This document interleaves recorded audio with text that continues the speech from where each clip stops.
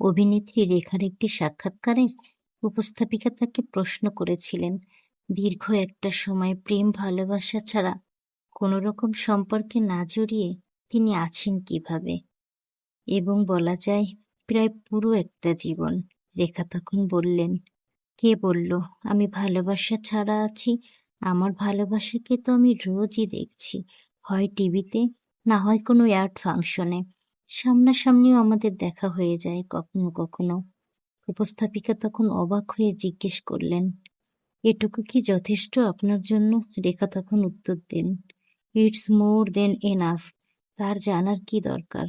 আমি জানি, আর আমি এটুকুতেই রীতিমতো ফিল করি। কল্পনায় একটা মানুষকে যতটা ভালোবাসা যায়, বাস্তবে কি তা যায়? উপস্থাপিকা তখন আবারও প্রশ্ন করলেন, এত দীর্ঘ একটা সময় ধরে একটা মানুষকে পাবেন না জেনেও হোপলেসলি ভালোবেসে গেলেন কিভাবে?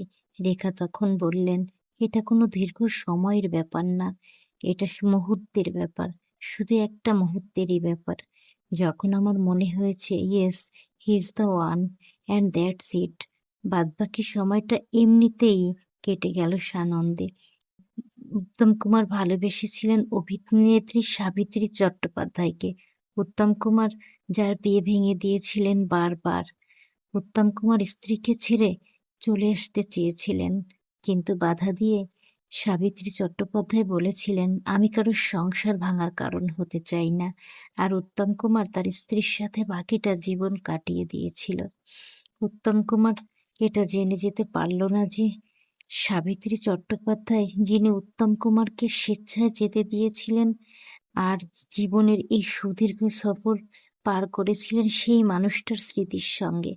ইমতিয়াজ মাহমুদের একটি সুন্দর লাইন মনে পড়ে যায় এই প্রসঙ্গে। সেটা হলো, জীবন এত ছোট যে তোমার চলে যাওয়ার দিকে তাকিয়ে এটা পার করে দেওয়া যায়।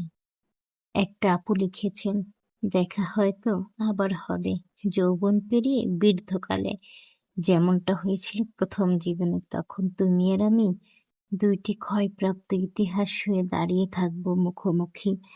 চোখের ভেতর জ্বলে উঠবে কেবল স্মৃতিময় স্নান প্রদীপ।